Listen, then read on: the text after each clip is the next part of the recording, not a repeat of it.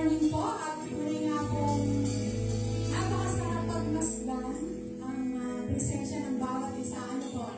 Dahil nakikita po natin sila, kasama ko pa siya. Dahil sa biyaya ng Diyos, may buhay pa tayo ng hininga. Kaya sa bawat pagising po, ano po, ay tunay nga pong pinagpapasalamat natin. Lord, salamat po, buhay pa kami. May hininga, may lakas. Lalo po ngayong umagang ito, bigay po natin yung papuri mo po. Dati po kasi, nakala ko po yung mga senior, yung mga nag-iinan lang pag nasasakit ang katawanan na. Pero ngayon po, parang 4 years na lang, magsisenior na din. Tapos, magigising na lang ako kasi sakit na yung pangkawanan ko. Akala ko di ba abutin niya. Pero salamat sa Lord kasi buhay pa po tayo.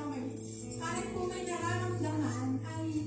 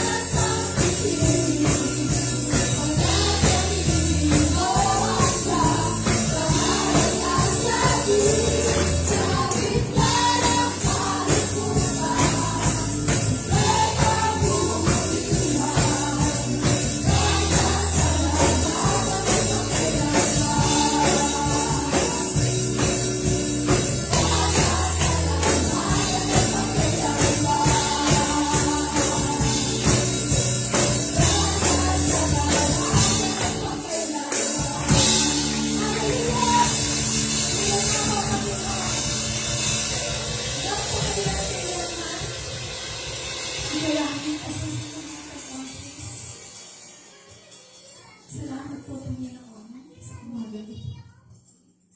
Narito pong lahat ng iyong mga anak. May panibagong buhay na sila, lakas na magmumula sa iyo. Salamat po, Panginoon Diyos, sa iyong kabutihan. Kahit ano man ang aming mga pinagdadaanan, nariyan ka, Panginoon, upang kami iyong paligayin. Salamat po, Panginoon, sa iyong pag-ibig, sa iyong mga pangako ang aming pagmamahali, O Diyos. Kaya naman po, Panginoon, patuloy po namin ibibigay ang pinakamataas na papuri sa iyong pangalan, O Diyos. Ikaw lamang ang aming sasambahin, Panginoon. Hallelujah. Purihin ka, O Diyos. Hallelujah. Ikaw ang aming sasambahin, O Diyos. Hallelujah. Purihin ka, O Diyos. Hallelujah. Purihin ka, Hallelujah. Ngayon nga po, Panginoon, sa iyo lamang po, wala ang aming mga buhay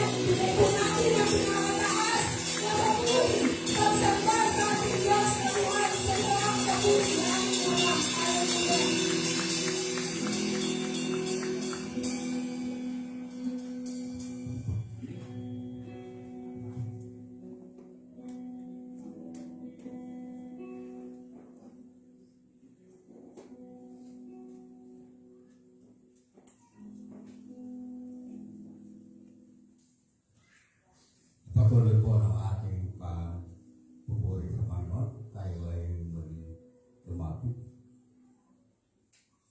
Amang banal na makapangyarihan sa lahat, kami po ay sama-sama lumalapit po sa inyo. Nagpupuri po kami, Panginoon, ngayong umaga. Dahil kayo po, Panginoon, ay namatay doon sa krus ng Kalbaryo dahil sa aming mga kasalanan. Kaya ngayong umaga, Panginoon, ang nais namin. Kami ay lubos-lubos ang dumudulog sa inyo. Patuloy po kami na humihingi sa inyo, Panginoon, ng tulong sa ilang Diyos sa kabila ng aming mga pagkukunan.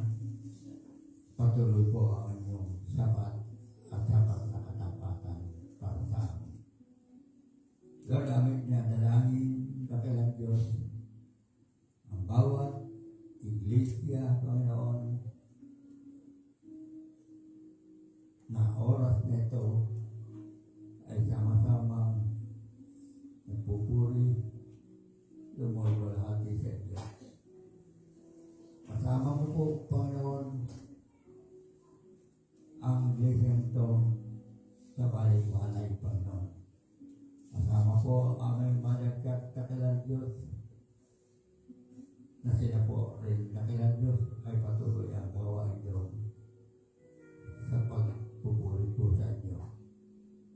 Lord, aming nilalapit po sa inyo ang aming mga kapatid, Panginoon.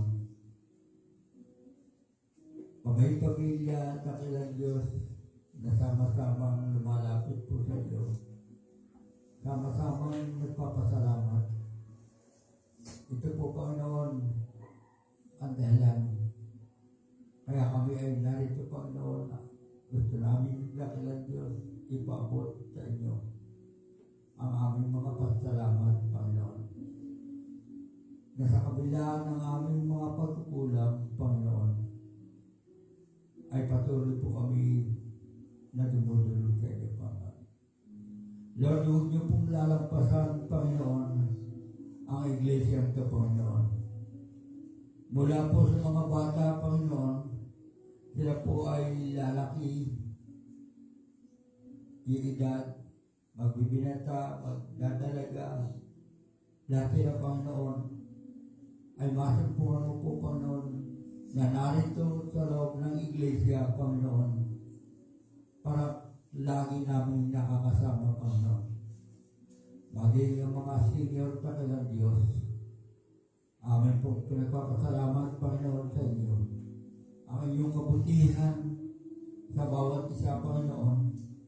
Patuloy kami nagkikita-kita rito sa loob ng iglesia para po kami ay sumamba sa iyo, Panginoon. Lord, amin nilalapit po sa inyo ang aming bansa, Panginoon. Ang aming bayan na kilang Diyos. Lalo tigit, Panginoon, na nalalapit ang eleksyon sa buwan ng Mayo na kilang Diyos. Lord, ihandaan niyo po ang mga tao na pipili para sila ay maglingkod sa bayan, sa Diyos, Panginoon. Gamitin mo rin po, Panginoon, ang mga militar para sila ay patuloy na sama-sama na naglilingkod sa iyo, Panginoon.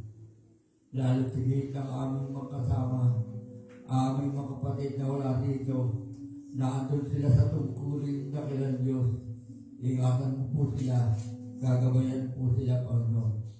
Ang kanilang mga pamilya na kilang Diyos, na wala dito, na andun sa tungkulin na kilang Diyos, ingatan mo po sila, Panginoon. Ang aming Presidente, Panginoon, nawa siya ay patuloy na makaglingkod sa bayan.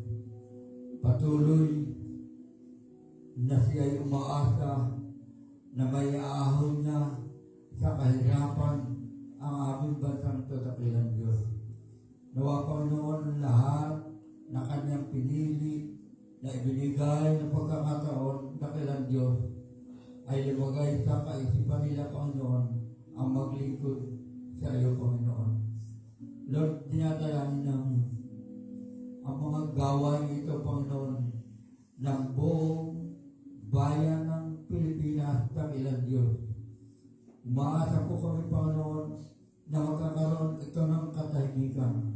Sa kabila ng mga pangyayari, dakilang Diyos, mga daang presidente, Panginoon, umaasa po kami, Panginoon, bubuksan niyo po ang kaisipan niya, bubuksan niyo po ito para magbahagi siya pagkakamali, pagkakasala, at ang pagbabagong buhay, Panginoon.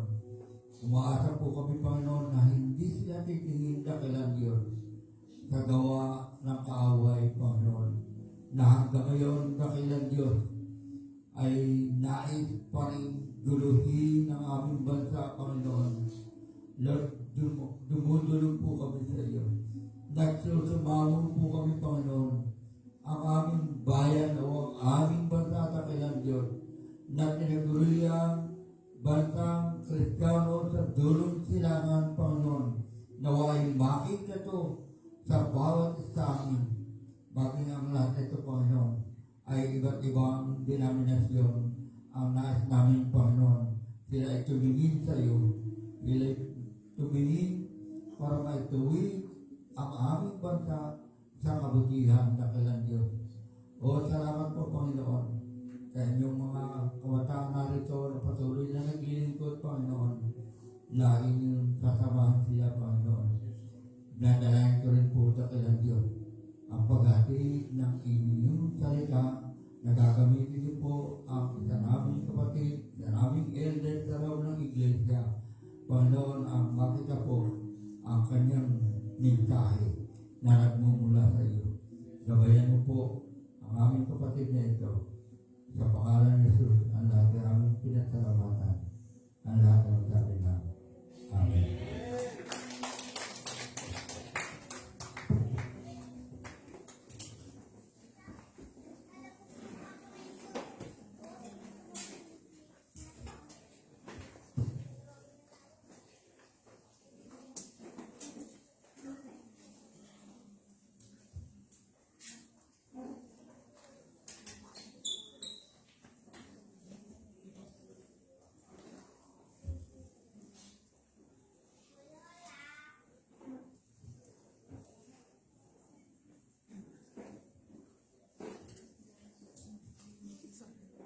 Good morning po sa lahat. Magandang po. Good morning. Sabihin nga po natin, good morning, Lord Jesus. Good morning, Lord Jesus. Lagi tayo ng good morning. Good morning naman tayo sa ating Lord. Good morning. Ikaw po, good morning, Lord Jesus. Good morning, Lord Jesus. Amen. Sige po, bago po tayong patuloy, tayo lang po yung manalangin. Dakilang Diyos, maraming salamat po muli, Panginoon, sa pribilehiyong ito na muli kami po ay ginako niyo sa lugar nito. Panginoon, upang muli ay magpagpalakas ng spiritual, Panginoon, ang katayuan namin at patuloy, Panginoon, na mag-aral ng iyong mga salita, Panginoon, at magpalakasan sa bawat isa po.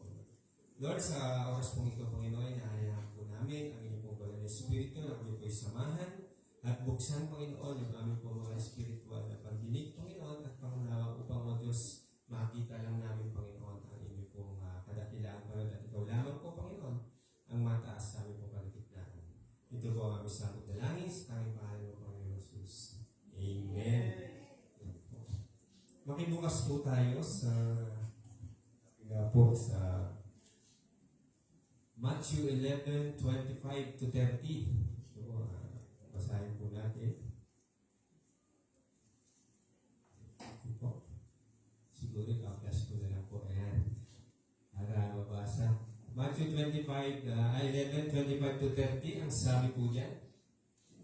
Nang panahon iyo, sinabi ni Jesus, Ama Panginoon ng langit at lupa, salamat sa iyo sapagkat inilihim mo ang mga bagay na ito sa marurunong at matatalino. At ihahayag mo naman sa may kaloobang tulad ng sa bata. Oo, Ama, sapagkat ganoon ang nais mo. Verse 27 po. Ibinigay na sa akin ng aking Ama ang lahat ng bagay.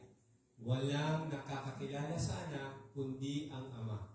At walang nakakakilala sa Ama, kundi ang anak. At ang pinili ng anak na pagpahayagan niya. Verse 28 po, lumapit kayo sa akin, kayong lahat na nahihirapan at lubhang nabibigatan sa inyong pasaning at kayo'y bibigyan ng kapahingahan. Verse 29 po, pasanin ninyo ang aking pamatok at matututo kayo sa akin sapagkat ako'y maamo at may mababang loob, makakatagpo kayo sa akin ng kapahingahan. Sapagkat madaling dalhin ang aking pamatok at magaan ang pasaning ibibigay ko sa inyo. Amen. Purihin po ang salita ng Panginoon. Ang tanong po ay, napagod na po ba tayo? Yung iba daw po ay yes. Yung iba ay hindi pa. Ayan. Dumarating po talaga sa buhay po natin, sa buhay po natin bilang mga Kristiyano, tayo po ay napapagod po talaga. Dumarating po yung season ng buhay po natin na talagang minsan napapagod po talaga tayo. Lalo na po ngayon, yung sabi nga po na this year, yung ating pong team ay pressing toward the goal. Sabihin, habang nagpe-press tayo dyan, darating at darating, talagang mapapagod tayo. Diba po? At pag dumating po yon sa punto na tayo po ay napagod, minsan, ano yung mga bagay na ginagawa po natin? Ano yung nagiging solusyon po natin pag tayo napagod? Diba? Ano tayo, mag-relax, pupunta po ng Boracay, mga gano'n. Pag tayo naiya, pag tayo po ba yung napagod? Yun po yung mga yung mga isa na nangyayari talaga. Sabi nga po, darating at darating sa buhay po natin bilang mga Kristiyano, bilang anak ng Diyos, na tayo po ay mapapagod. Diba? Pero meron pong pangako ang Diyos, pag tayo po ay mapapagod, dumaraan po tayo sa matinding pagsubok, sabi ng Panginoon, wala naman akong pagsubok na ibibigay sa inyo na hindi niyo po kaya. Kaya niyo po yan. Amen? Ayan. At meron pong tatlong bagay na kinapapaguran po tayo bilang mga anak ng Diyos. Tatlong bagay po yan. Ang una po, pisikal. Napapagod po tayo pisikal. Minsan, pagka pagod na tayo, di ba? Sa trabaho, napapagod po tayo din eh. Sa mga anak na makukulit, napapagod tayo. Diba? Yung pag-aalaga ng apo, pisikal na napapagod po yan eh. Yan po yung una na kinapapaguran po natin, minsan yung physical aspect po ng buhay natin, napapagod tayo. Number 2 po, yung emotional. Yan. Marami na kayong pagod. Emotional. Nangingiti po yung aking asawa. Yan. Yan. Yan po yung pangalawa. Pangatlo po, spiritual. Napapagod din po tayo spiritual sa buhay po natin ito. Tayo po ay napapagod sa tatlong bagay na po yan. Na po titignan natin, bakit po tayo napapagod physical, emotional, and spiritual? Yung una po, napapagod tayo physically, pagod po tayo. Sa paano pong paraan na tayo napapagod physical? Minsan po, as an example po, kaya tayo napapagod physically, dahil po minsan yung sinasabi, trabaho para wala nangyayari. Tapos meron pa yung sinasabi nga, nakita yung mga ang example nga, picture niya, nurse po yan nurse. Base po din minsan sa mga na-observe ko, natatanong ko yung mga nurse, kaya minsan physically napapagod po.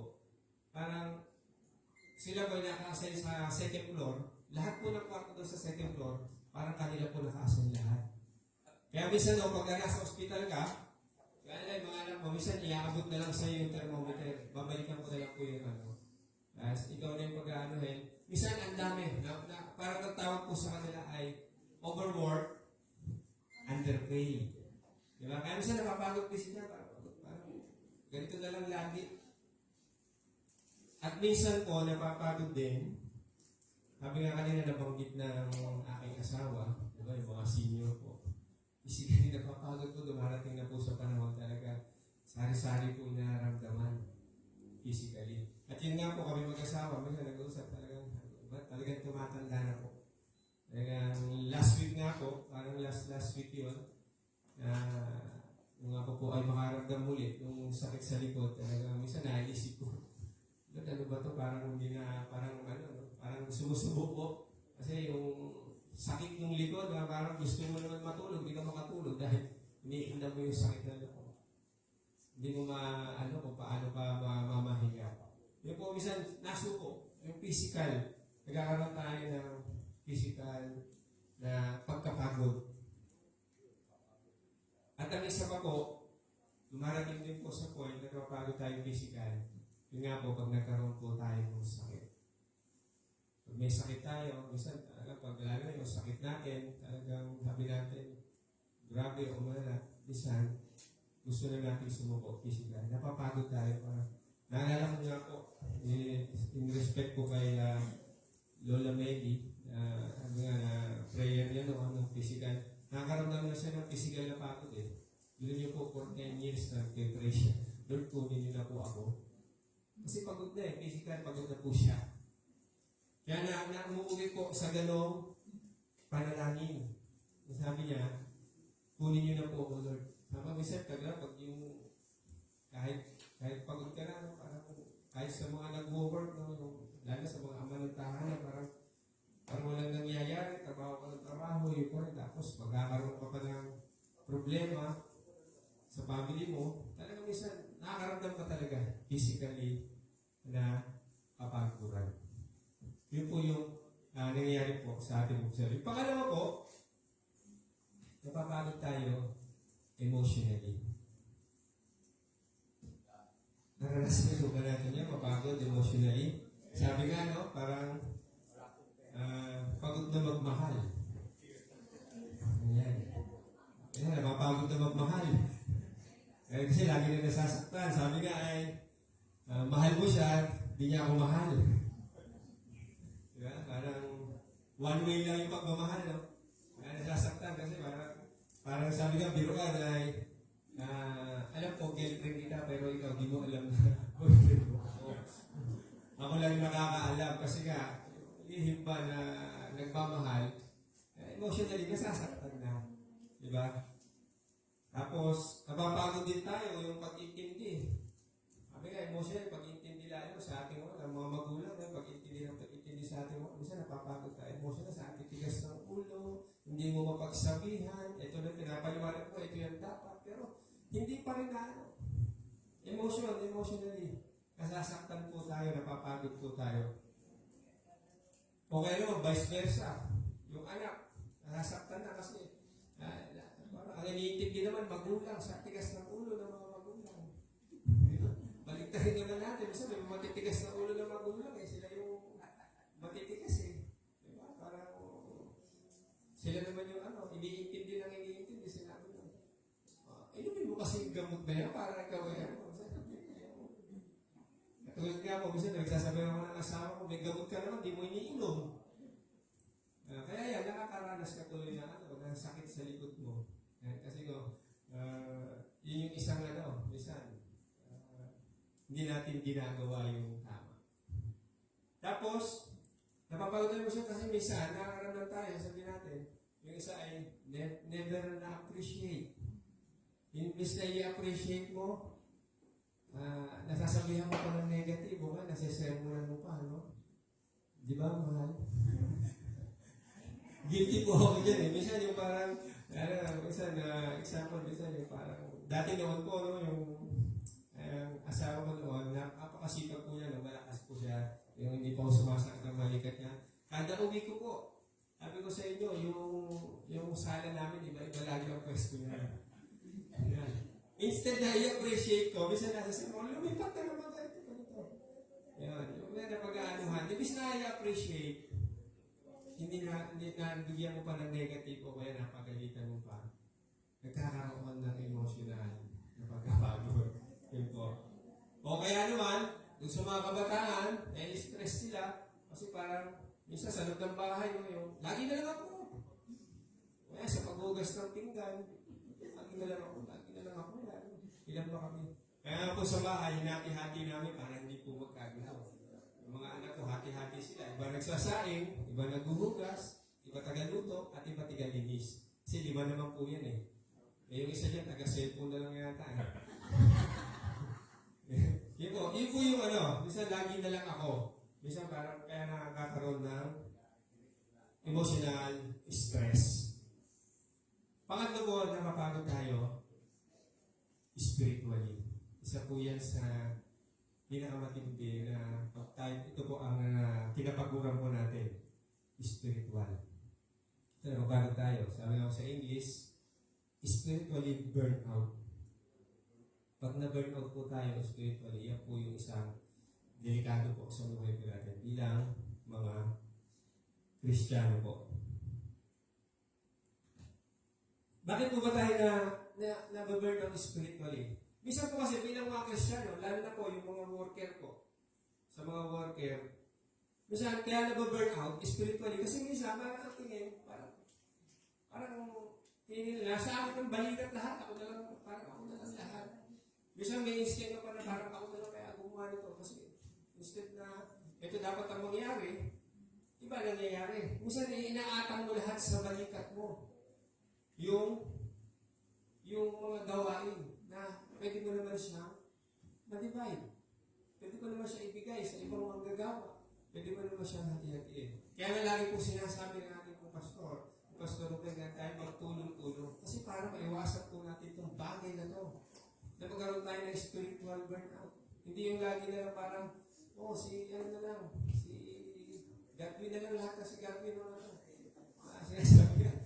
Baka tayo kaya nga hinahati-hati po. Kaya nga magtutulungan po tayo, bawat isa po sa atin. Hindi lang po tayo, minsan pagkaganyan, ang ganda po ng tutulungan. Baka kasi dumating sa punto, sabi na, naalala niyo naalala ko lagi yung sermon ni Pastor Alan, baka pagdating natin sa langit, yung pangsalo natin sa upuan, yun ang maligtas doon.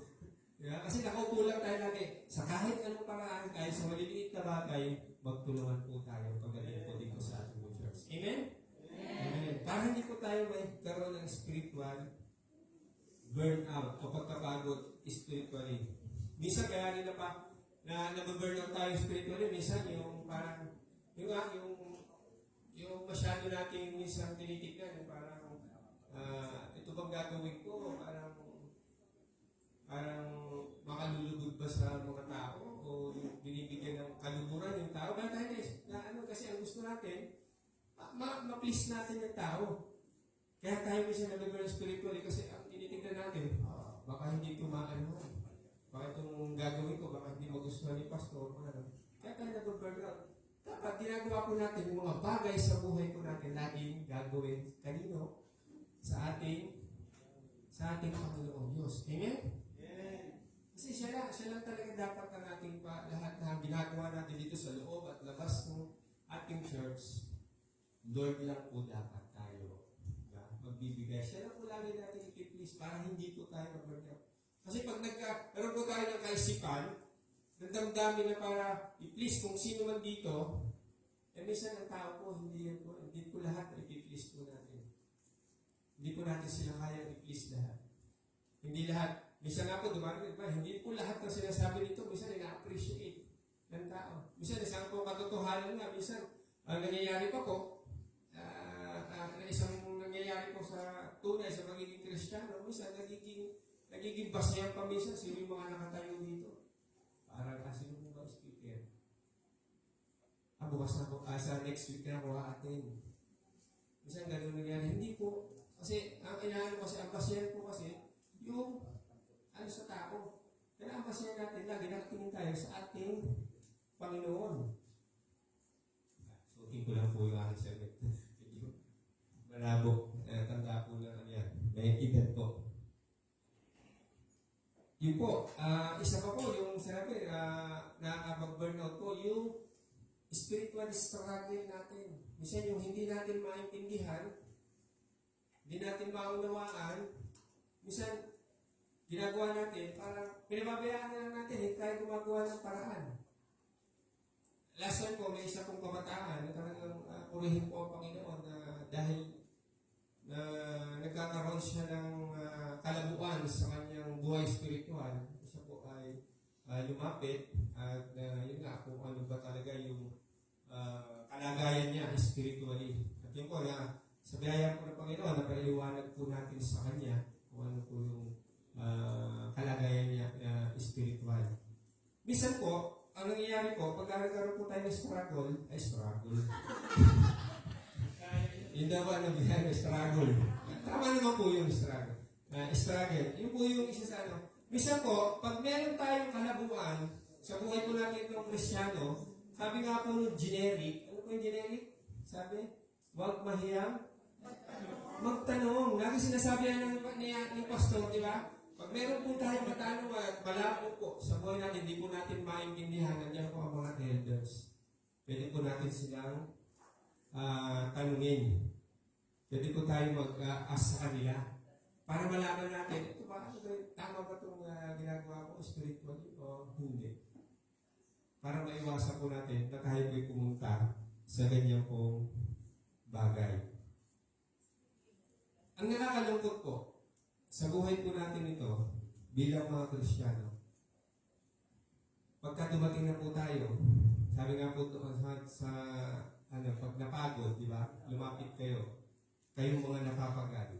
Nabibigat ang loob lumapit kayo sa Panginoon sa 11:28 ng Matthew.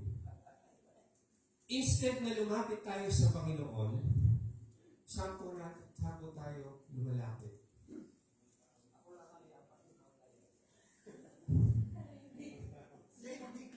Pagka tayo nagkaroon, napagod tayo physically, spiritually, napagod po tayo, emotionally, minsan lalapit tayo doon pa sa minsan doon po sa ating kapitbahay, yung numero 1 marites na parang alam lahat ang buhay natin. Parang kalalim-laliman ang buhay natin alam, tapos nung ka pa lalapit, kikwento mo yung buhay mo, imbis na hindi mapaprodcast pa. Ba't di ka lumapit doon sa ating kapatid? Sa ating mga pastor, sa ating po mga elder, kung ikaw ay napapagod, alin man sa tatlong yan, physically, emotionally, and spiritually. Minsan pa, nauna pa natin ikuwento sa mga kapitbahay natin, alam mo yung asawa ko. Diba? Yung anak ko, sobrang tugas ng ulo. Sabi ko, hanggang alas 12 lang yung cellphone. Pero inaabot, madaling araw. Nakikikwento pa yun. Bisa naman sa mga kabataan, imbis na magtanong doon sa mga elder, mga minister head, pagka napapagod, ang tanong doon sa barkada. Na ang ibibigay ng barkada, di ba, lalo na kung ang barkada, hindi mo pa mapipili. E paano, dalawang klase ng barkada, mabuti at masama. E paano kung doon sa barkada masama? Ay hindi, inom na lang natin yan. Bakit? Ano ba? Hindi ka na ba niya mahal? Sige, inom natin yan. Ganun, di ba? Imbis na magbigay ng tama doon sa buhay niya, minsan hindi po. Kasi mali po yung nilalapitan. Instead na sa Panginoon, sa ating Diyos, nangako ng Panginoon sa 11:28, di ba? Lumapit kayo sa Kanya. Siya po yung number 1 nilalapitan natin. O kaya naman, minsan tumatahimik na lang. May problema na sa buhay, kinikim-kim na lang. Kim-kim na lang. Tumatahimik na lang. Magugulat ka na lang. Minsan baka nakabulag ka na. Dahil inatake na sa puso kasi nasa kinim-kim na lang. Kinim-kim yung yung kanyang kapaguran sa buhay. At ito po ang pinakamatindi po. Na minsan, nakakalungkot tayong mga Kristiyano bilang mga anak ng Diyos. Na pag meron tayong problema pa sa family, may problema tayo sa asawa natin, paulit-ulit, may problema tayo sa mga anak natin. Instead, na sa Lord tayo lumapit, saan po tayo lumalapit? Marami po biktima nito yung social media. Minsan pag kami sama ka ng loob sa asawa mo, post ka agad. Tatagpo pa siya. Yun po yung ginagawa natin. Sa social media tayo mag-focus ng mag-focus. Bakit? Makakatulong ba siya sa buhay po natin bilang mga Kristiyano? Pag pinost mo po, yung buhay ng kapaguran mo doon? Social media will never be and will never be help each of everyone. Hindi po yan makakatulong. Parang English yun. Hindi po makakatulong yung bagay na yan sa buhay po natin bilang mga anak ng Diyos. Kapag may problema ka, may sama ka ng loob sa isang kaibigan mo, may sama ka ng loob sa iyong asawa, may sama ka ng loob sa iyong kapitbahay, ipopost mo. Minsan magkaaway ang kapitbahay, ito, nakapost, kaaway. Ang masakit pa minsan, di ba? Lalo na po ngayon, yung issue po natin ng political. Pag nakita mo yung isang kapatiran mo, ito sinusuportahan, ito kontrahin niya sa Facebook. Magpopost din siya ng bago ko makalimutan. Nais ko po kayong i-remind as a Christian bilang mga anak ng Diyos. Hindi po tayo dapat nakikisaw-saw sa ganyang bagay pagdating po sa ganyan. Ang kailangan lang po dapat natin gawin bilang mga anak ng Diyos, at ito po ang dapat natin gawin, lahat po sila, kaya kung dilawan man yan, o pulahan man yan, o berde man yan, lahat po sila ay nangangailangan ng panalangin natin. Amen? Amen. Amen. Panalangin po, kailangan nila. Lahat po sila kailangan. Kasi bakit? Yung ating pong former president, kung siya man ay nandoon, kailangan niya po ng panalangin. Mabuksan po lahat. Ganun din po yung ating Pangulo dito. Kailangan na rin po ng panalangin. Lahat po, ating mga legislator, kailangan po nila ng panalangin. Kasi ang kailangan po ng bayang ito ay ang ating Diyos na buhay. Amen? Amen. Hallelujah. Yan, wala. Ang hirap gumamit pa rin. Hindi po sanay. Yan. Yung po isang-isa nakakalungkot. Instead na sa Lord, tayo lumapit. Doon pa tayo, nauna pa yung social media. Huwag po tayong lumapit doon kasi hindi naman po lahat ng makakabasa at makakatingin doon ay magugustuhan po nila. Di ba?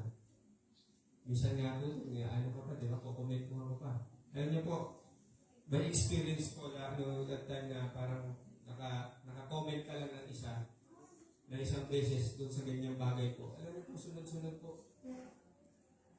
Andun po yung pagputya sa'yo, parang kilala-kilala ka nila.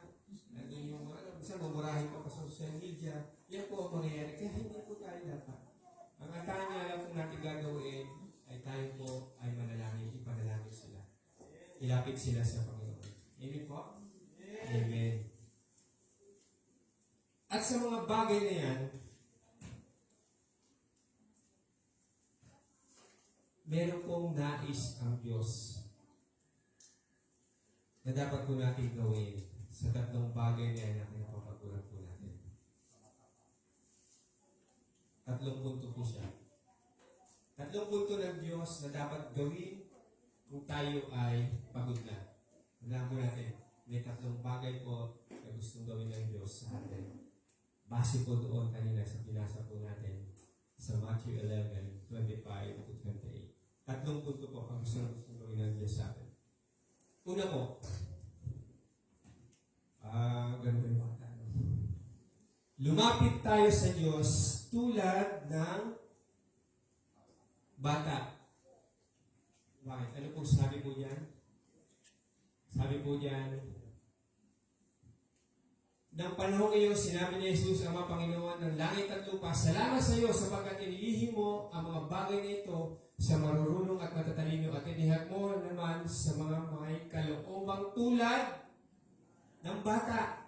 Oo, Ama, sapagkat gano'n ang nais mo. Ano pong sinabi diyan? Kalooban ng bata. Hindi po sinabing isip, bata. Hindi po isipan ang sinabi diyan. Kasi kalooban po. Bakit po ba bata ang laging inaano po ng Panginoon? Ini-example ng bata. Tingnan niyo po ang bata. Purihin po ang Panginoon. May mga bata po tayo, nandito po. Gagawin niya. Sino po ba ang si Elliot at si yung dalawa pong bata. Hindi po nila iniintindi kung ano po yung ano nila. Basta ang alam po nila, sila po'y sasayaw. Ang alam nila, magpupuri sila sa Panginoon. Ganun din po ang bata. Pag pinagalitan mo, pagalitan po ang bata, kasama yung loob. Kasama ang loob o maghihinanakit. Pero maya-maya, wala na po. Hindi tulad po ng bata. Hindi tulad po ng matanda. Pagalitan mo, bukas meron pa rin yan. Ilalagay, tatanim niya sa puso mo. Sabi ko nga po, yung pinag-aralan po, isang beses po rito, ang pinag-aralan po natin, sabi nga, magsisimula yan sa, anong tawag doon, hinanakit. Kasunod po niya, pag inalagaan mo yung hinanakit, ang susunod po niya, sama ng loob. At pag inalagaan mo pa yung sama ng loob, ang susunod po dyan, galit. At pag inalagaan mo pa uli yan, ang galit na yan, ano po ang susunod na? Puot na po. At pag nangyari sa buhay po natin yung mga Kristiyano, lalo na po doon sa kapwa po natin, na meron po tayong ganung pagtingin, wala na po tayong makikita na kabutihan sa kanyang buhay. Wala na po tayong gagawing kabutihan sa kanyang buhay. Wala na po tayong iisipin kabutihan sa kanyang buhay. Kasi po, nakatamunan na po yung puso natin na hinanakit, puot, galit. Yan po ang mangyayari. Hindi tulad po ng bata, pagalitan mo yan ngayon, bigyan mo ng chocolate, maya-maya, nakangiti na yan. Ganun ang gusto ng Diyos. Sa buhay mo natin bilang bata, lumapit po tayo. Kung sumamama ng loob natin, balik agad tayo sa Lord. Ito yung, parang pag meron na tayo naranasan, parang hirap-hirap na, parang ayaw na natin. Ayaw na natin sa Panginoon. Ayaw natin, lumalayo na tayo. Hindi po, lumapit tayo parang bata. Kaya matanda, bigyan mo chocolate. Ayaw mo yan! Gusto yan, bigyan mo lang, ayaw mo yan! Galit pa, sinusuyo mo na, galit pa. Ganun ang matanda. Di ba? Kaya hindi po hinaling tulad ng Panginoon sa mga matatanda. Kundi bata. At ang description ay kalooban ng bata. Kasi yung kalooban ng bata, maano pa yan. Okay, parang fresh na fresh yan. Hindi ka tulad ng matanda. Di ba? Baka malito kayo, hindi rin po pwede yung isip bata. Kalooban po, kaya hindi po isip. Kalooban ng tinutuloy doon.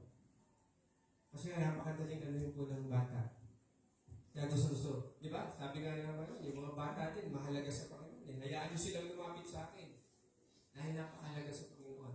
Sila ang magmamana. Sabi nga, magmamana ng kaharian ng Diyos sa mga bata. Di ba po?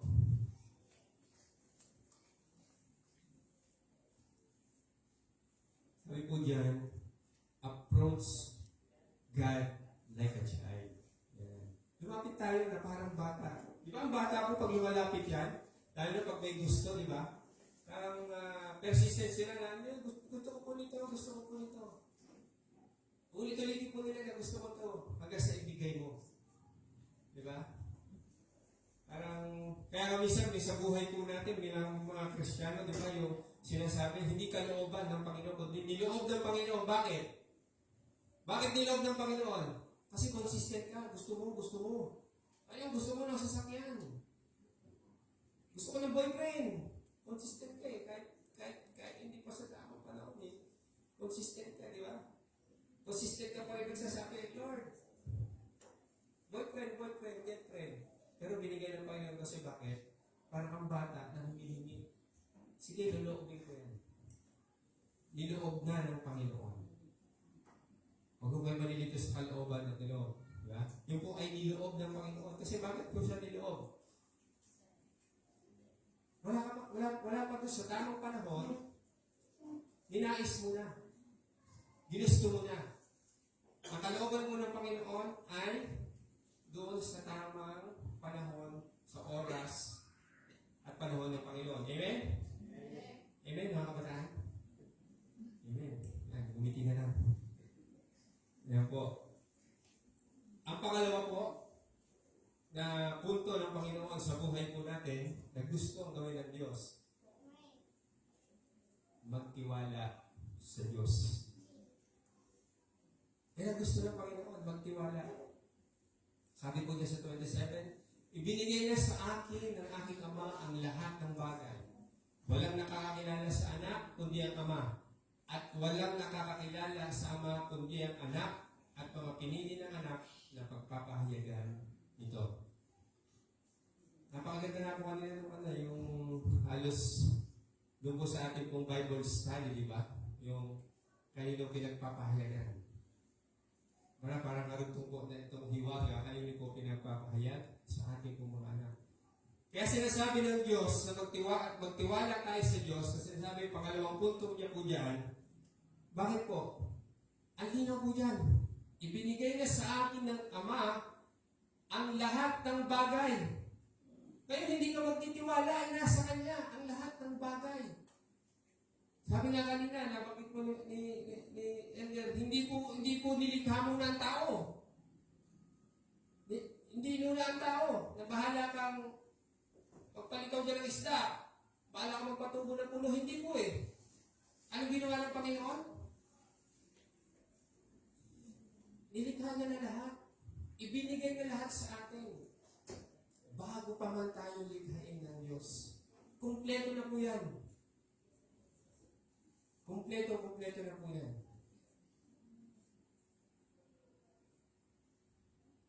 Sabi nga po,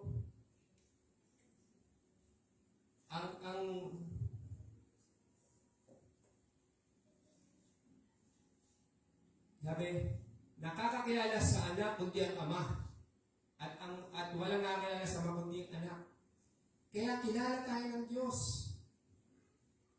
Kilala tayo ng Diyos. Tayo bilang mga anak niya. At bilang anak niya, dahil nga tinuro niya tayong anak, siyempre, tayong mga anak ng Diyos, kilala din natin siya. Kilala ba natin ang Lord? Yes. Amen. Kasi nasabi niya tayo magtiwala sa Diyos. Kasi bakit? Ibinigay sa kapangyarihan ng ating Panginoong Yesus ang langit at lupa at lahat ng bagay. Ano pang hindi niya magagawa? Meron ba siyang hindi kayang gawin? Meron ba siyang hindi kayang gawin? Kung meron lang po yung isa lang, kasalanan, yan lang po hindi niya kayang gawin. Pero lahat ng bagay kaya niya pong gawin. Kaya anuman, yung kinakapaguran po natin physically, emotionally, and spiritually, kaya po yung tugunan ng Panginoon. Amen? Amen! Tingnan niyo po yung picture na ito. Ano po ang mapapansin niyo po dyan? Kanina po yung sa unang punto, lumapit tayo bilang mga bata. Tapos yung picture na yan, ano po ang makita niyo po dyan? Di ba yung bata po, pag sinabi ng tatay niya, lundag! Di ba? Lundag! Di ba? Yung kalooban ng bata, alam niya, kasabi siya ng tatay niya. Ganun po siya, nagtitiwala po siya. Kasi ganun din po ang Diyos. Pag sinabi ng Diyos, ilundag, anak, lumundag ka. Kasi bakit? Sasaluhin ka ng ating Ama. Kaya nga sinabi niya di ba? Walang pagsubok na ibibigay sa inyong buhay na hindi nyo kaya. Ang ibibigay sa inyo kaya. Amen? Hindi naman sinasabi ng Panginoon, lundag ka na lundag. Kaya minsan, napapahamak po tayo. Pag po tayo lumundag na hindi po sinasabi ng Panginoon. Di ba? Ito yata si Elder, yan po.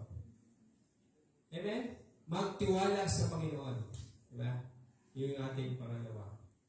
Ang ating pong pangatlo, napunto ko na ating Panginoon, magpahinga sa piling ng Diyos.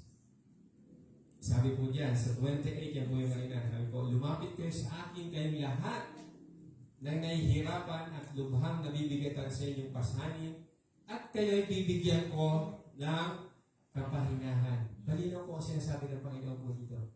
Amen?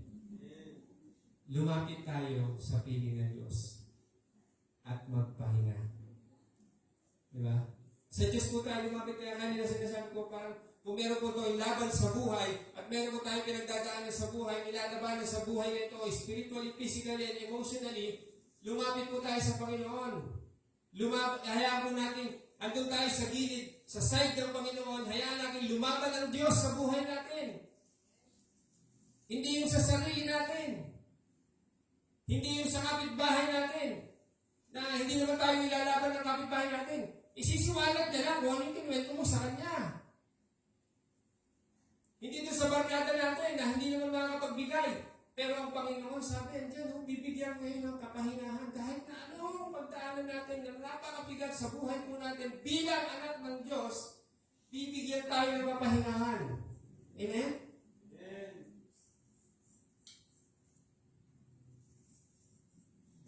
At sabi ko sa susunod na verse, di ba? Kaya po tayo pasanin ninyo ang aking pamato at matuto kayo sa akin sapagkat ako'y maamo at mababang loob, makakatagpo kayo sa akin ng kapahingahan sapagkat madaling dalhin ang aking pamato at magaan ang pasanin ibibigay ko sa inyo. Maliwanag po yan. Sino po nakakaalam ng pamato? Ilan lang po. Ano po ba yung pamato? Kaya maliwanagan po natin kasi lagi po yung sinasabi ng Panginoon eh. Sinasabi rin po niya, huwag kayong makipamatok, kayo Kristiyano sa hindi mananampalataya. Ito ngayon, nabanggit na naman po. Sabi, ang pamatok niya ay magaan. Naibigay ko po sa inyo. Para maliwanagan po tayo kung ano po yung pamatok. Ito po yan. Alam niyo po yan? Saan po ginagamit yan? Sa kalabaw po, ano? Yung pinapatong po dito. Malinaw po ba sa atin yan? Para alam po natin kung ano po yung pamatok. Ngayon, bakit dalawa po? So, sa Old Testament po, sa mga sa ating po mga ninuno, bakit dalawa po yan? Kasi doon po sa panahon po nila ng ating po mga ninunong mga Kristiyano, bisa dalawa po yung ginagamit nila para mas malakas, mas magaan, hindi nahihirapan po. Diba? Hindi dalawa kaya, humihila ng kalesa, dalawa po yung ginagamit. Ngayon, bakit po siya magiging magaan? Sino po ba yung isa niyan? Yan po yung pinapaliwanag na magaan ang pamato ko. Bakit? Ang nasa kabila po niyan, ang ating Panginoong Jesus. Amen? Napakalaki ng Diyos natin, makapangyarihan. Binigay sa Kanya lahat ng kapangyarihan sa langit at lupa. Diba? Gaano kagaan po yun kung siya po yung nasa katabi natin. Kaya nga lalaban tayo doon sa side ng Panginoon. Huwag tayo lumaban ng buhay na ito bilang Kristiyano kung kani-kanino. Sa Panginoon lang po tayo lumapit. Kaya po yung dalawa, ang isa po yan ay Panginoon. Ngayon, sabi po, lagi pinapaliwanag, huwag makipamato. Isipin niyo po, bigyan ko kayo ng isang example. Yung isa po'y kalabaw, yung isa po'y kabayo. Hindi po sila parehas. Yung isa po'y matuloy tumakbo. Yung isa po'y mabagal. Ano po mangyayari? Maghihilahan po sila. Nahihirapan po. Kaya nga yun po yung pinapaliwanag na huwag kayo makipamato sa hindi mananampalataya. Sipin niyo po yun, yung kabayo tatakbo. Pag sinabi ano bang sinasabi yung, hey! Di ba? Yung yung pinalo na yung kabayo, tatakbo na mabilis. Si kalabaw naman, lalakad lang ng ano mangyayari po doon sa hindi po magkakasundo. Yeah. Kaya as much as possible, tignan po natin ito. At kaya po gumagaan na sinasabi ng Panginoon, magaan na aking pamatok, kasama po natin ang Diyos sa pamatok na yan. Amen? Amen! And lastly po, dito po tayo magtatapos sa verse na ito po. Yan po yung ating main verse doon po sa ating mga binasa ng 11-25. Lumapit kayo sa akin kayong lahat na nahihirapan at nalibigat ng lupa sa inyong pasanin at kayo'y bibigyan ng kapahingahan. Alam niyo po, darating po talaga sa buhay po natin. Tayo po mga anak ng Diyos na tayo po ay mapapagod physically, emotionally, and spiritually. Darating po yan. Simula po ng na tinanggap po natin ang Panginoong Jesus sa buhay po natin, hindi po naman po ipinangako ng Bible na tayo po ay hindi dadaan sa ganyang bagay po. Tayo po ay daraan dyan.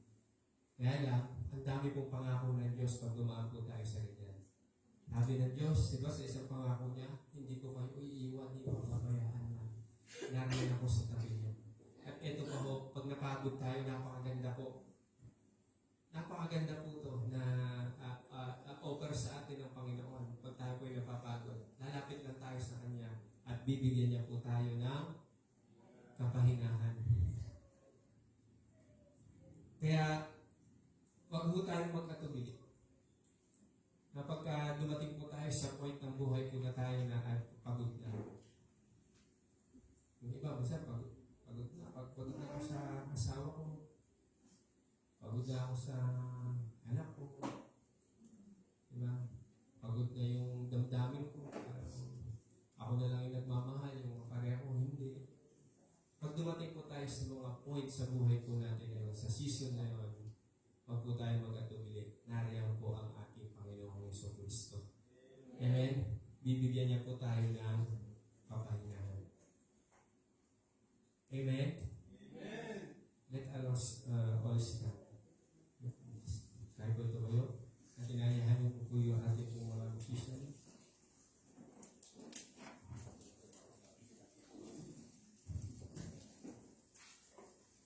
Lahat po tayo bilang mga anak ng Diyos ay meron kanya-kanya pong pagsubok na pinagdadaan.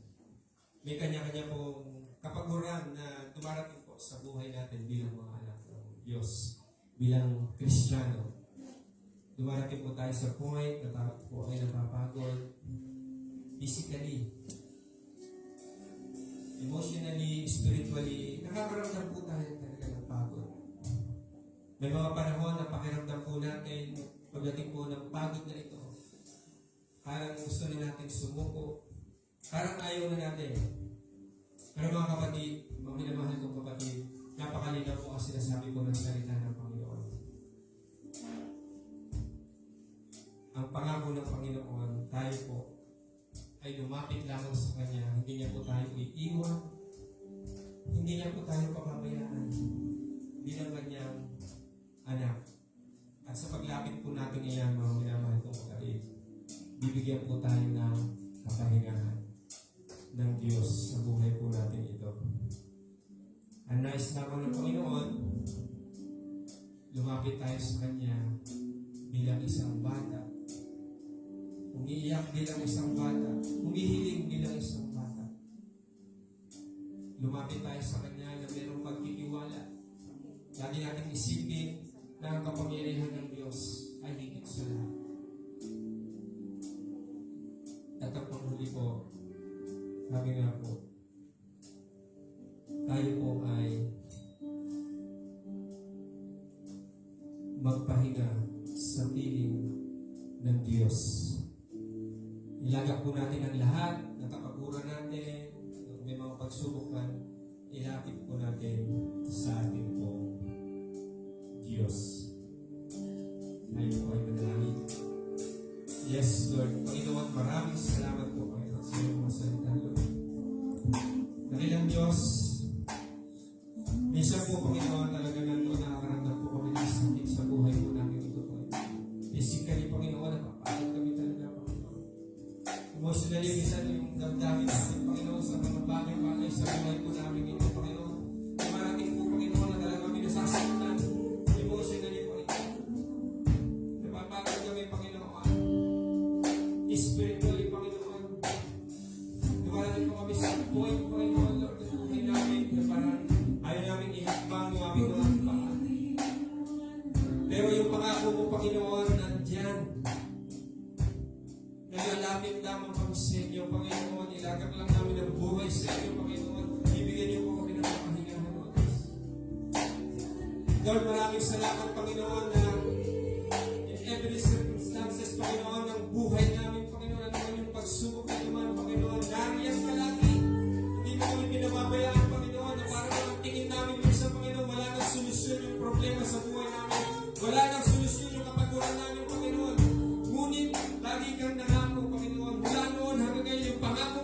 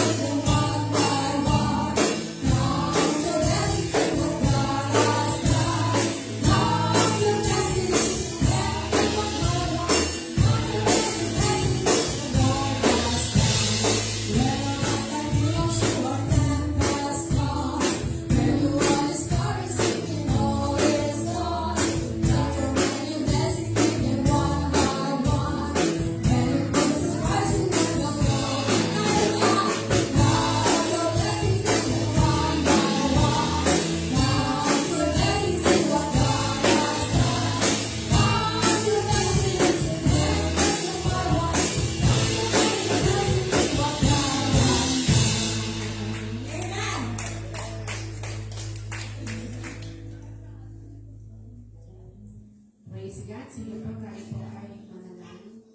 Aming Diyos na napakabuti, patuloy ka namin pinupuri, pinasasalamatan sa lahat ng biyaya mo, Panginoon. Salamat o Diyos sa patuloy na kalakasan ng aming buhay, Panginoon. Higit sa lahat sa aming paghahanap buhay, Panginoon. Salamat, Panginoon, sa araw-araw ng aming kalakasan na ibinibigay mo, Panginoon. Salamat o Diyos sa mga anak mo na patuloy na nagtatapat at magbibigay sa iyo. Lord, salamat po. Ikaw po ang magbala sa kanila, Panginoon. Ikaw ang mag-ingat sa kanila sa bawat trabaho nila, Panginoon. At Panginoon, salamat sa biyayang ito na pinagkaloob mo. Tunay nga po na magamit ito sa iglesia, Panginoon, upang kami ay lumago, Panginoon, sa espiritual at sa pananampalataya, Panginoon. At magamit ito, Panginoon, sa loob ng iglesia ito, Panginoon. Salamat po. Salamat po, Panginoon, sa lahat ng papuri at pagsamba sa pangalan ni Jesus. Amen.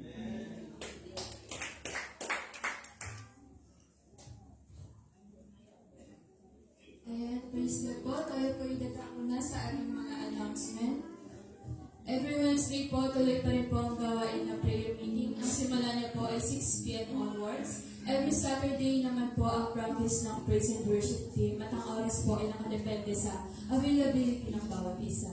Every Sunday po, ang Sunday School nagsisimula ng 9 a.m. to 9:30 a.m. at ang Sunday service po ay 9:30 a.m. to 11:30 a.m.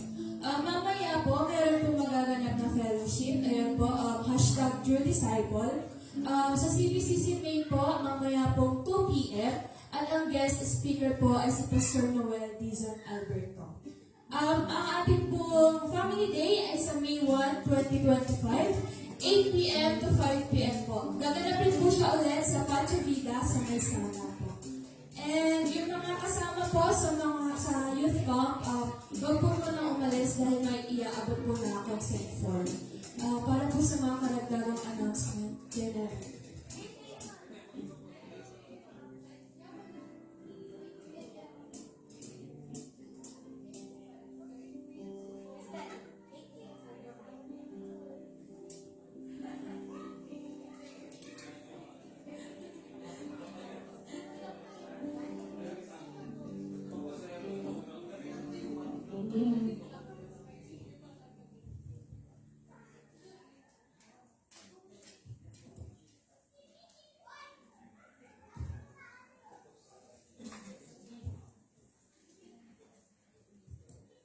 Good morning.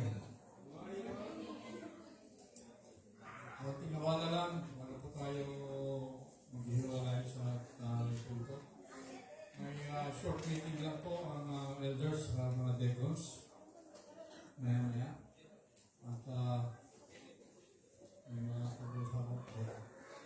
Ngayon po ay nabanggit po ni Elder Roman kanina ang tungkol sa pagtutulungan. Nabanggit niya po yung kanina. At sa atin po ay palagi po natin binabanggit ang tungkol po sa gawain po natin every Sunday at saka yung mga iba pa natin mga gawain sa iba pa natin mga activity. So, napag-usapan po ng elders na magkaroon po tayo ng participation sa lahat po ng ating pong gawain sa loob po ng church. Ang sabi nga, ang kaligtasan ay hindi nandun sa upuan, baka pagdating sa langit, kung maliligtas ay yung puwit mo lang. Ang ibig ko sabihin doon, Elder Roman ay pagtutulungan. At ang ating pong church ay para pong katawan. At we are a church, we are one body. And every part ng katawan po natin ay dapat pagtulungan. Pag may nararamdaman po ang ating pong kalingkingan, damdam mo ng buong katawan po yan. In the same token, kung meron po tayo gagawin sa loob po ng church, tayo po ay magtutulungan. Okay po ba sa inyo yan? Alright. Kung ano man ang estado mo dito, either you are a regular member or attendant ka lang, but then here you are, nandito ka naman, at dito ka na ng bahan, at tayo po sama-sama. Opo. So, dito po ay gagawin po natin ng groupings. Groupings po tayo. So, sa lahat po ng gawain po natin dito, magmula sa Lunes, Linggo hanggang following week, Linggo ulit. Kung ano man yung gawain po natin, ito po yung ating pong lalagyan po ng mga manggagawa. Ano po? So, as of now, ang mga manggagawa natin, yung mga decos po natin, at sila po yung mga gumagawa po dito. Pati na yung sa ating music ministry ay tuloy-tuloy po naman sila. Mayroon po silang schedule na ginawa. Si Tess po nung muna, si Romano nung muna dyan. Kaya nga po, tuloy-tuloy po. Na po. Ngayon po, sa ibang areas po naman, ay gagawa po natin ito ng mga mag-attend. So I would like na mag-volunteer po kayo. Si kapatid na Gagawin ay natapos mo na Gagawin yung mga member natin. Tapos na? Yung mga list of members natin. Okay. So, gano'n po man, ongoing po yan. Tuloy-tuloy po ginagawa ni Gagawin po yan. So please naman, dumaan kayo kay Gagawin para ma-plug yung pangalan niyo po doon. Either you are an attender, regular member, or kung ikaw lang kahit mag-isa-isa lang natin, pero dito ka pumupunta, please, pumunta po kayo kay Gagawin. So, ang una yung gagawin po natin ay ganito po. Sa ating pong physical preparation, palagi po tayo nagkakaproblema po yan. Huwag naman po natin iasa sa ilan. So, ang gagawin po natin, doon po sa physical preparation ng church po natin, before Sunday service, ay gagawin po natin. Ano po? So, before, during, and after. Ano pang gagawin po natin? Meron na tayong mga ginawang itemized tasking po nito noong una. Nagkaroon po tayo ng anniversary, ginawa na po natin yan. So, dito po sa ating physical preparation, dito po yung paglilinis ng church. No? Before, bago kayo magsimula, halimbawa, Sabado pa lang, matapos mag-rehearsal sila ng bilin. After na mag-rehearsal sila, ay iayos na po lahat. Ngayon, upuan. Dapat po yung upuan po natin ay nakaayos na po yan. Yung mga Bibles po natin, yung seat cover po natin, yung aircon po natin ay na-set up na po natin. Pag-alis po natin, dapat yung aircon po ay nakasara na po. Nakapadlock na po yung ating po church. Kasi nga po, may mga lugar na ang mga churches po ay pinapasok po ng mga magnanakaw. Dito po sa atin, ang ating equipment po rito, tututusin nasa more than, siguro, kung kayo natin na dito, nasa 200,000 na ito. Pag ito po ay nawala, na nakawa po tayo ito, may kasalanan din po tayo. So, kailangan po natin iayos lahat po yan sa security po. Kaya nga po nakapadlock po yan hanggang sa labas. So, kailangan po natin na bago tayo magtapos sa gawain po dito, clear na po tayo lahat. Wala na po nakasaksak po dyan. Tanggal na po yan kasi baka magkaroon po tayo ng sunog. So, in relation to this, yung ating pong fire extinguisher, i-check din po nila kung yan po expired na po. Hindi. Meron tayo fire extinguisher na binigay ni Marilik dati. Dalawa po yan. Nandiyan po ba yung ating dalawang fire extinguisher? Ipapag-check po natin po yan. So, dalawang team po dito. Now, ano ba kung gusto nyo? Kami na po mag-appoint sa inyo, mag-volunteer po kayo. Dalawang teams ang kailangan po natin. So, dalawang team po yun, para magpalit-palitan. Isa sa ganitong Sunday, next other Sunday naman. Para malagay natin doon yung Team A at saka Team B. Paano po ba? Mag-appoint po tayo o mag-volunteer? Anong suggestion po ninyo? Nag-appoint na lang po tayo. Kayo ba amenable? Hello? Okay ba sa inyo, kabataan? Amenable ba kayo? Mag-appoint na lang tayo? Ha? Kabataan? Sound off? Wala mo nagsasound off? Sa mga tatanda, nag-sound off na si Elder Angel, i-appoint. Kayong kabataan, kayo ba ay sumasang-ayon na mag-appoint ka lang tayo? Alright. So, gagawa po ngayon. Ang pangalawa, ushering. Sa ushering po, mapapansin po ninyo, yung pagpasok po dyan ng mga bisita po natin kung sino man, dapat ialis po yung mga upuan. Tsaka meron po tayong attendance po dyan. Ang nag-ayos po niyan dati ay si Lord yata, tsaka isa yung mga ito sa tapat ng bahay namin. Sa tapat. Si Kay dati, siya lang ang ating anniversary. So, kailangan din po natin mag-assign po dyan. Usually, kabataan din assign natin po dyan, no? Sa ushering. Pati na po yung Bibles po natin, ialis na po yan para may ibigay. Ano po? At after ng church service, kung sino man po yung mga bisita po natin after ng church service, sila po ay dapat kausapin din. So, meeting after service, kakausapin lang po. Meet and greet lang po para sa mga bisita po natin. Then, dito po naman sa banal na hapunan, again, yung assign po natin, yung mananalangin bago magbanal na hapunan, at saka yung magkukonekta ng mga tithes and offering, at saka yung mananalangin para po dito sa tithes and offering. So mag-assign na po tayo ng tao, mga tao na po pwede po dito. Alright. Ano po kasunod? So sa banal na hapunan, tithes and offering, and then sa mga food preparation, sa pagkain po naman. Sabi ng iba, kakain na naman. Kakain naman. Ano po? Oo. Dito po naman sa food preparation, please. Ako naman po ay makikiusap po sa inyo. Sa food preparation po natin, kung meron tayong mga activity ganito, yung po mag-practice tayo ng table etiquette. Table etiquette. Ano po pag ibig sabihin ng table etiquette? Ibig ko siya para ba tayo kumain ng maayos? Kaya nga meron tayong table napkin, meron tayong kutsara. Matapos tayong pagpipila po tayo sa pilahan, no po, huwag naman natin punin masyado yung ating plato.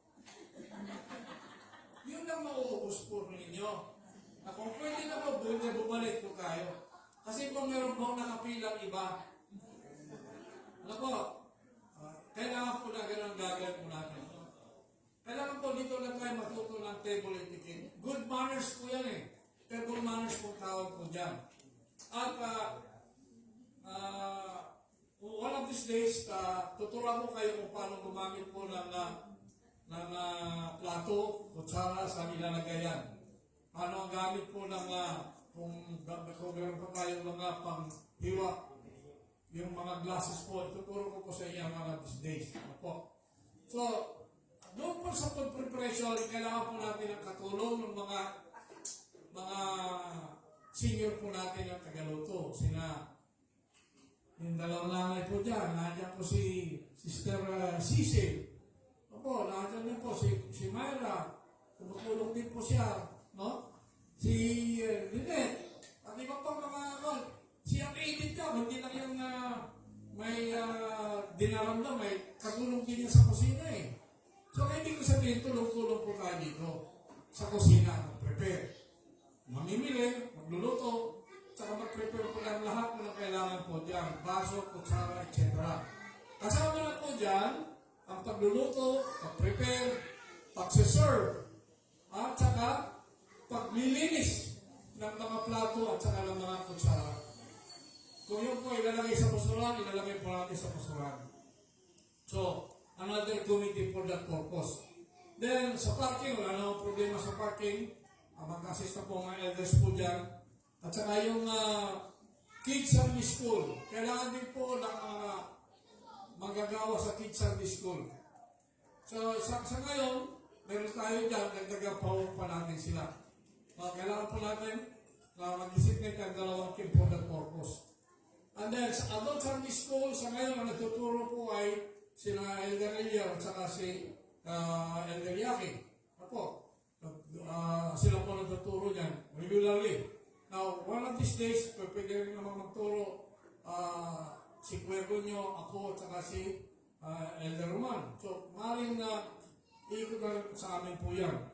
Pero pa man, kasama na rin yung physical preparation ng ating physical committee. Now, the last one will be yung Wednesday Bible Study po natin. Sa Wednesday Bible Study, sana naman, the last time around ay ang dami natin. No? The last time around, nakakatuwa at nagpaparticipate lahat. So hopefully we could maintain the attendance at nang sa ganun, lalo pang mapalaliman pa natin yung pag-aaral ng banal na aklat. Ngayon po, meron tayo konting snack ginagawa po dyan, kape, soft drink, juice, etc. Di kaya may pizza, may tinapay. Kung ano man po, yan po ay pinagtutulungan. So, again, yung preparation po rito ay magpe-prepare na po tayo ng awit, at least 2 awit, na i-prepare po natin. Dapat nagagawa na po ito at ang gagawa po niyan yung ating pong nakaasay po dito sa Wednesday Bible Study po natin. At pati na yung opening at mga closing prayer po natin dito. So, ang lahat po nito ay gagawin po natin para in order po tayo. And we expect everybody to help in this project of ours para maging maayos, orderly po yung ating pong pagkanda po ng ating Sunday service at iba pang mga activities po natin. Alright? So, in summary, tayo mag-appoint kung sino yung nakalagay po dito. At yung ganun din po sa kabataan, yung po gagawin po natin. And this will be effective after our Sunday service next week. Hopefully, mailatag na natin ito. Medyo very tasking lang ito, pero pagtsatsagaan natin na magawa ito dahil kasama natin si Gadwin at ay kabataan para maisulat talaga lahat kung sino-sino. So, kanya-kanya po tayong trabaho, tulong-tulong po tayo. Hindi ito para sa akin, kundi para po sa ating lahat ito. Para maging maayos po ang lahat. Alright? So, may nalagdag po tayo. I see. So, yung na-announce tungkol naman sa youth fellowship, youth camp, na-announce na no? Na-announce na yung sa youth fellowship. At merong lecture pa doon, yung kung ano ang gagawin, ano yung mga dapat dalhin, ano yung mga do's and don'ts. Magkakaroon pa ng seminar yung report na yung tuloy doon. Another news. Si Elder Iliel na nakapag-negotiate dyan sa Bahay Pag-asa dito sa Kabuyaw. Yung Bahay Pag-asa po is a project of DSWD. At dito po sa Bahay Pag-asa, meron po dyan mga kabataan na awaiting sila sa may mga kaso po sila eh. They are awaiting their trial. Ang iba dyan ay 14 years old, 19 years old, 20. Kasi ang age of maturity, kung susundin po natin, yung may criminal liability ang tinatawag po doon. For the meantime, dyan muna sila sa loob ng Bahay Pag-asa. As of now, nung pinuntahan po namin kahapon, si Edgar Iliel kasi nag-coordinate doon, nakausap yung taga-DSWD, at saka sinasabing open sila sa pagkakandak ng some sort of a Bible study. So, ito ngayon, isang avenue, isang pamamaraan para pa makabahagi tayo ng salita ng Panginoon. Sinabi ni Elder Roman kanina na hindi lang tayo tumatanggap ng blessing, ng magandang balita, no? Kundi ito ay ating pong pinapamahagi din. Kung tayo nanatili lang nakaupo, nakikinig lang po tayo sa biyaya ng sermon, ng preaching, ng biyaya ng Diyos, eh tayo po hindi mamumunga. Pag hindi po tayo namumunga, ano pong ginagawa? Tinatagpas po. So ito po para po sa atin, kasama na Diyos sa pamamunga natin na nakapag-coordinate po tayo. Although, ang Diyos ang nag-lead, no? Kay Elder Iliel para makapunta doon sa DSWD, sa Bahay Pag-asa, at tayo makapag-share ng magandang balita. So ano ang requirement sa atin? Meron tayo gagawin programa, bibigyan natin sa kanila, approve ba nila, formally, although ngayon approve na, informally. Hindi na tayo magka-jump every Sunday. Pero mas maganda na kung meron tayong black and white na gagawin para approval ng DSWD office. Now, ano ang advantage po nito? Ito yung pinakamagandang pagkakataon makapagbahagi po tayo ng magandang balita. Ang kaligtasan na bahagi po natin sa mga kabataan ito na naliligaw po ng landas. So, this is an opportunity already for us to be there. So, anong gagawin po natin? Pupunta po tayo doon, magkakada po tayo ng lecture. Maaaring ang unahin na lecture na sunod ay tungkol sa 4 spiritual laws. Kaligtasan, isi-share po natin. Ilang session po gagawin po natin dyan. Ngayon, kaya ano po kailangan po natin? Apart from the mag-lecture. Mag-lecture po dyan, ang mga elders po ang pupunta doon. Kami pong 5, si Kuya Gunyo, si Elder Roman, si Eliel, at saka si Elian, at saka ako. Pupunta po kami doon. Ngayon, sino po makakasama po namin? Kasi yan po ay mga puros lalaki po sila na doon. Pwede rin pong sumama ang ibang kabataan at para po tumugtog mga 1 o 2 kanta lang. Tutugtog po. So I will be asking itong mga kabataan kung sino sa inyo ang o pwede kung meron kayong vacant time. Ilang oras lang po tayo doon? Mga 1 hour and a half lang po tayo. Every Sunday na yan. Not this Sunday, pero sa susunod na Sunday. Sunod-sunod na po yan. So, extra effort po natin na gagawin po yan. So, available naman si Godwin? Available naman? Available naman yung gitara? Available din sila. So, sama-sama po tayo doon. At napakaganda po ng ating pong gagawin sapagkat ito yung magbibigay kaluguran sa ating pong Panginoon. Makikita niyo po, kawawa yung mga bata po doon, 14 years old. 19 years old yung pinakamatanda na nandun. Ano magiging future nila after that? Kulong sila. Nakukulong sila. So, bibigyan sila natin ng pag-asa. At tayo nga po mag-inspire sa kanila, mag-motivate sa kanila by the power of the Word of God. So, tulong-tulong po tayo doon. So, sa kabataan, hopefully, kung makita niyo yung lugar na yun, makita niyo kung ang itsura ng kulungan. Ano ba itsura ng kulungan? Sa isang ganitong kulungan, 100 na tao ang nasa loob. Ang amoy lang, talaga nga po naman. Pero doon sa bahay, mag-asa air condition sila doon. Pero yung tunay na kulungan, iba po ang itsura.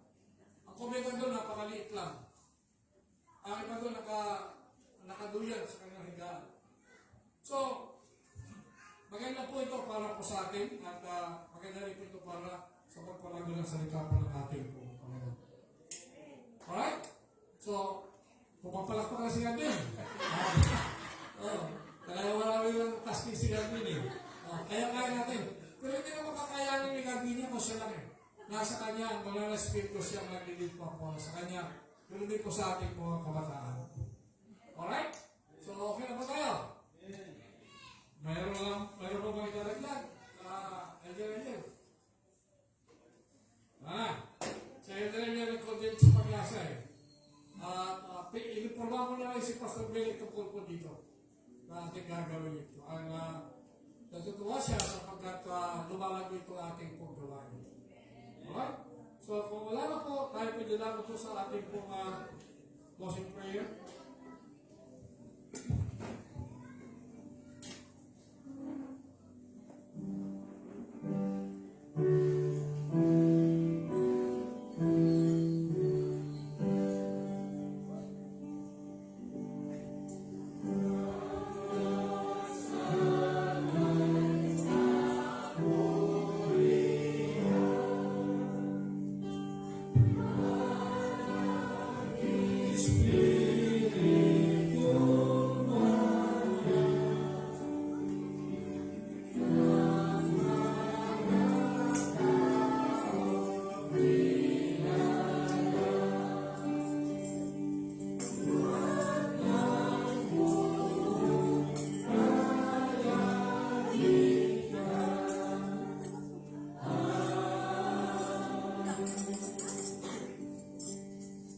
Sa kanya nga makakapag-ingat sa inyo upang hindi kayo magkasala at makapaghanap sa inyo ng walang kapintasan at may malaking kagalakan sa kanyang kaluhalatian sa isang Diyos na ating tagapagligtas sa pamamagitan ni Kristo ang Panginoon natin sa kanyang kapurihan, karangalan, kadakilaan at kapangyarihan mula pa noong una, ngayon at magpakailanman.